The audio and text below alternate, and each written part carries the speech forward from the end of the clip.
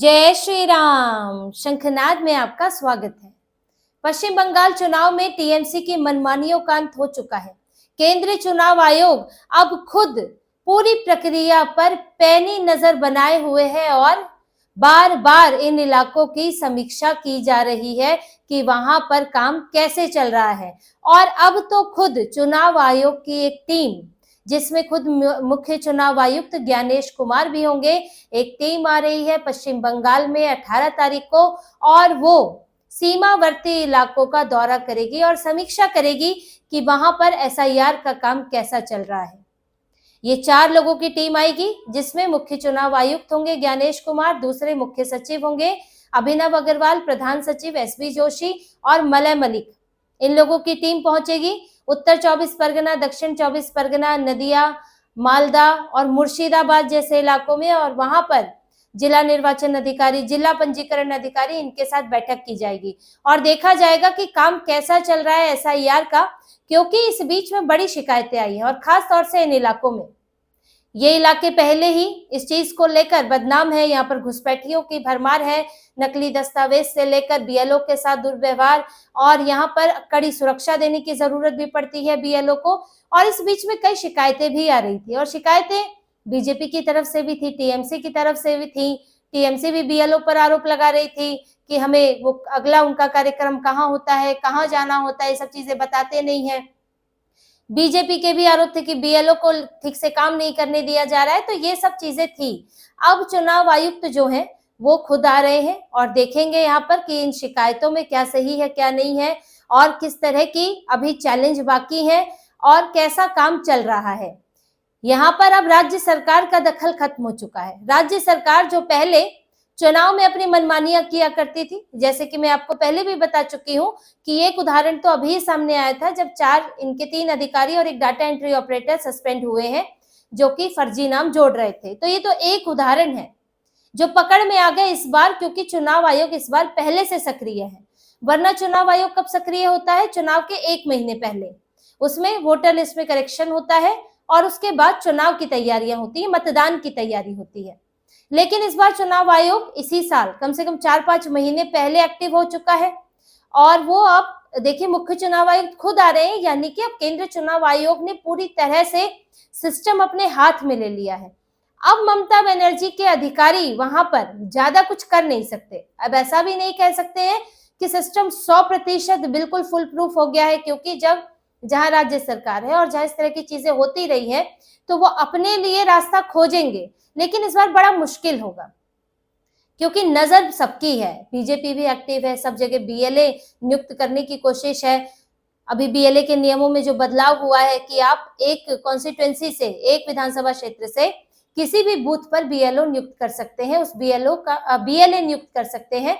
वो जो बीएलए है, ब्लॉक लेवल एजेंट है, वो उस विधानसभा क्षेत्र का वहां पर वोटर होना चाहिए। पहले था कि जिस बूथ पर आप नियुक्त कर रहे हैं वही का वोटर होना चाहिए। तो कुछ इलाके ऐसे हैं जो कि ममता बनर्जी का गढ़ है, मुस्लिम बहुल इलाके हैं, घुसपैठियों की भरमार है, तो वहां पर बीजेपी को अब कोई बीएलए नहीं मिलता था। अब बीएलए नहीं है नजर रखने के लिए, सिर्फ टीएमसी का ही बीएलए मौजूद है। तो वहां पर अगर कुछ गड़बड़ी होती है तो आवाज कौन उठाएगा, नजर कौन रखेगा? जो वहां पर पोलिंग ऑफिसर है वो तो वैसे ही डरे हुए रहते हैं। तो इसीलिए जरूरी होता है कि दूसरी पार्टियों के बीएलए भी मौजूद हो, जो इस प्रक्रिया के दौरान भी शामिल रहे। इसीलिए इस फैसले से ममता बनर्जी को तकलीफ हुई कि यहाँ पर इस तरह से क्यों छूट दे दी गई, इससे बीजेपी को फायदा होगा। अब इससे तो कांग्रेस को भी फायदा होगा, इससे तो कम्युनिस्ट पार्टी को भी फायदा होगा, क्योंकि इससे सबको छूट मिल गई है कि बीएलए जरूरी होते हैं। क्योंकि अगर बीएलए कोई सवाल खड़ा करता है तो पोलिंग ऑफिसर को फिर जांच करनी ही पड़ती है, तो मामला एक तरफा नहीं रहता है। इससे ये बदलाव हुआ है। अब जो टीम आएगी वो टीम देखेगी, जैसे कि देखिए अभी खबर आई थी कि 40,000 मस्जिदें एक्टिव कर दी गई हैं। कोलकाता से लेकर दक्षिण 24 परगना, इन सब जगहों पर मुस्लिम संगठन एक्टिव हैं। मस्जिदों में नमाज के बाद कैंप लग रहे हैं और वहां पर मदद की जा रही है। अब मदद किस तरह की हो रही है, ये मुस्लिम संगठन कैसी मदद कर रहे हैं? जगह जगह हेल्प सेंटर बनाकर किसी भी तरह एक भी मुसलमान का नाम न छूटे, उन्हीं की मदद कर रहे हैं अल्पसंख्यक के नाम पर।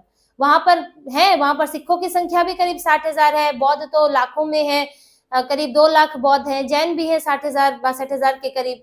लेकिन मदद सिर्फ मुसलमानों की करेंगे, जो वहां पर करीब 30% हो चुके हैं। और इस मदद का मतलब क्या है कि सिर्फ फॉर्म भरवाना नहीं है, दस्तावेजों का जुगाड़ क्या जरूरी है, कैसे बनाया जाए भारत का नागरिक, जो घुसपैठिए भाग रहे हैं उनको रोका जाए, संरक्षण दिया जाए। ये सब होता रहा है, टीएमसी के नेता कार्यकर्ता करते रहे हैं और अब भी हो रहा होगा इसमें। ऐसे ही थोड़ी, कब ये बिहार में इतने एक्टिव नहीं हुए, वहां भी मस्जिदें हैं, वहां भी मुस्लिम संगठन है, लेकिन एसआईआर में वहां तो एक्टिव नहीं हुए, लेकिन यहाँ हो रहे हैं क्योंकि एसआईआर में डर लग रहा है। और चुनाव आयोग जब ये सब चीजों की खबरें आई हैं तो इसीलिए चुनाव आयुक्त जा रहे हैं और मीटिंग होगी और सब चीजें देखी जाएंगी कि दुरुस्त है कि नहीं, उसके बाद कुछ आदेश भी आ सकता है। तो ये निगरानी करने से ये होता है कि अगर कोई गड़बड़ी की सोच भी रहा है तो उसे रुकना पड़ता है, क्योंकि फिर उसे जवाब देना होगा। अगर बीएलओ को लेकर कोई समस्या है तो फिर वो समस्या सुलझाई जाएगी कि क्यों नहीं, बीएलओ को अगर डर है या बीएलओ से टीएमसी को जो समस्या है अगर वो वाकई सही है तो उसको भी सुलझाया जाएगा, कोई आदेश दिया जाएगा, कोई नई व्यवस्था बनाई जाएगी।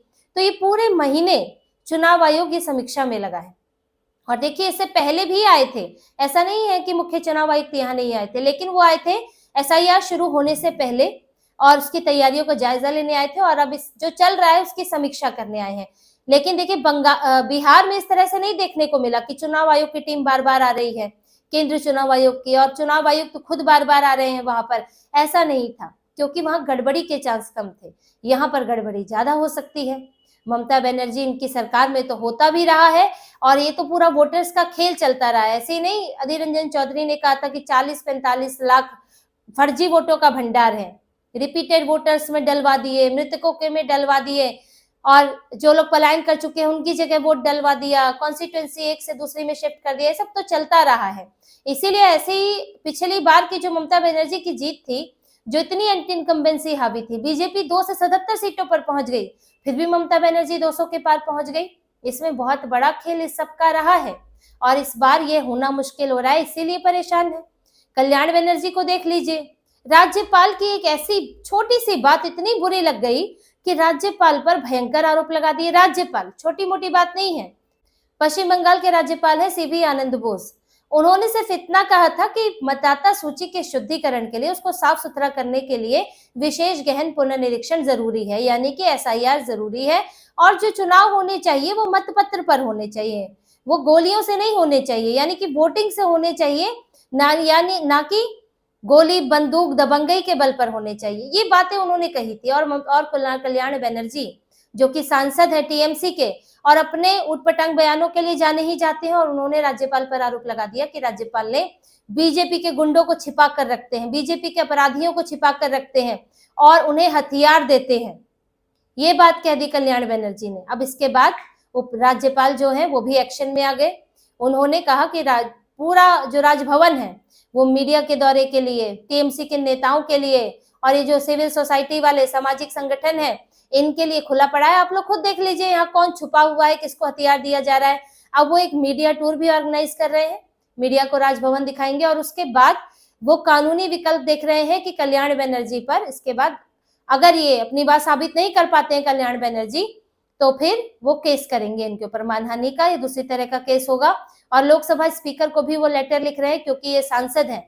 तो इन्होंने जिस तरह का आरोप लगाया है वही कहना है राज्यपाल का कि ये आप साबित करें किसे छुपाया है, किसे हथियार मिल रहा है। आप राजभवन में हथियार होने की बात कर रहे हैं इस तरह से।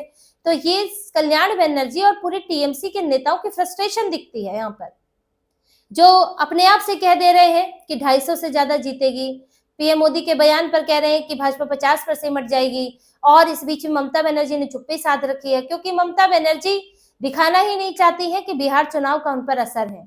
वो दिखाना चाहती है कि अरे कुछ हुआ है, अच्छा बिहार में कुछ हुआ है और मुझे इससे फर्क नहीं पड़ता, बंगाल तो हमारा ही रहेगा, इसलिए चुप्पी साधी हुई है। रणनीति बना रही है कि कैसे टैकल किया जाए। अब बीजेपी भी पूरे जोश के साथ आएगी यहाँ पर, बिहार की जीत के साथ आएगी, और एसआईआर का भी असर मिला है, देखने को मिला है बिहार पर। जैसे वोटिंग परसेंटेज बढ़ना, सही लोगों ने, जो शुद्धि के साथ जो लोग हैं उन्होंने वोट किया, महिलाओं का वोटिंग परसेंटेज बढ़ा। तो ये चीज यहाँ पर भी हो सकती है पश्चिम बंगाल में। जब ये फर्जी वोट कट जाएंगे तो यहाँ वोटिंग परसेंटेज बढ़ेगा, सही लोग वोट दे पाएंगे, जो भारत के नागरिक हैं वो वोट दे पाएंगे। इससे परेशानी तो होनी लाजमी है।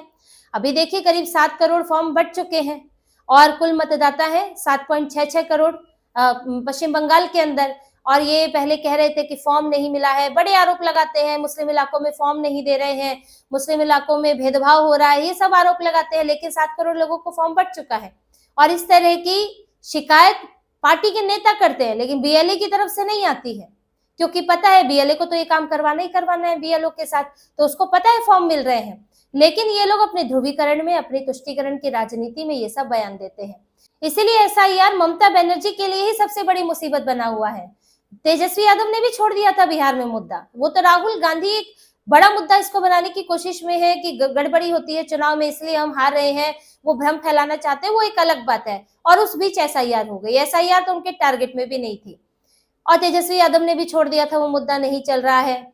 और कोई और राज्य भी कांग्रेस का कोई इस तरह से कर नहीं रहा है। यहाँ पर अभी टीएमके वो मुद्दा बनाने की कोशिश कर रही है क्योंकि केरल में चुनाव होने वाले हैं।